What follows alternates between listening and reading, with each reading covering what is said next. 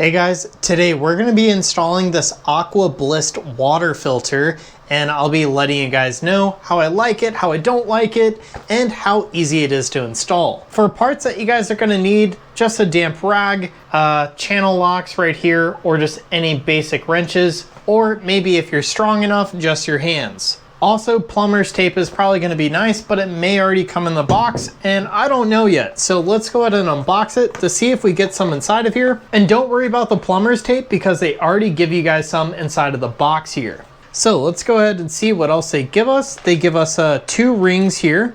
I assume these are going to be like gaskets or extra gaskets or something like that. We have a filter or a converter here. I assume a lot of this is gonna be stuff we don't need. And then here is the actual filter. So the filter comes inside of a Ziploc bag, and this thing is solid. On top of this filter, they even give you this metal filter that you guys put in the top here, or that's where it should be, but mine fell out. To install this, it's actually gonna be relatively simple. We're gonna first remove our shower head here and make sure that there's no gunk inside of the line. And then we're gonna install this and put the shower head right on the other side. While we do that, we're actually gonna be using some of this plumber's tape as well, just to seal up all these seams.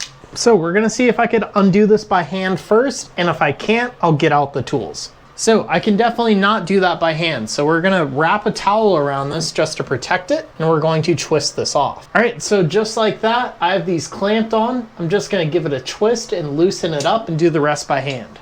The towel is just gonna protect all the chrome that's up here. It's pretty easy to scratch that stuff up, so I like using the towel. Now we're gonna unscrew this and see if there's any debris. Sometimes your hot water heaters have debris inside of them, and you guys can see just a little bit of gunk inside of there. That's gonna clog down some of your water flow, and obviously it's not getting filtered from there, so your water is not gonna be quite as clean as it will be with one of these filters. So all we're gonna do is we're gonna make sure that we have some plumber's tape up here. I already have some old plumber's tape up there. I think it's gonna seal just fine. If you guys are doing this for your first time and you have no tape up there, I would definitely wrap it up. But I personally have been able to get away with not re-wrapping it every single time. So I'm just gonna go ahead and connect this into there, give it a twist, and make sure that you don't cross thread these things. So this will extend the actual shower head out a little bit, but it's not too much. It's maybe 2 inches. So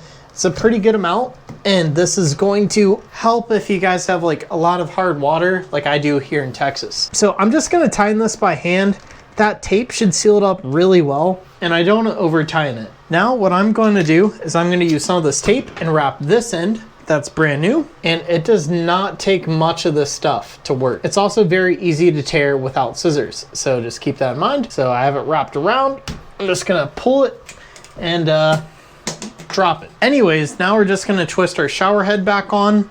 This should be relatively simple. I already rinsed this out, so it's all clean. Another piece of advice is just maybe rinse this area out before you reinstall it, because there could be some gunk in here or in the filter inside of your shower head that you guys need to remove to increase water flow. But mine looks pretty good at the moment. And now we're just gonna twist this on. I like to start it by hand every time just to avoid cross threading. So now what I like to do, so I just like to do like a 1/4 turn or 1/8 turn with this towel here. And this is just gonna make sure that we don't have any leaks.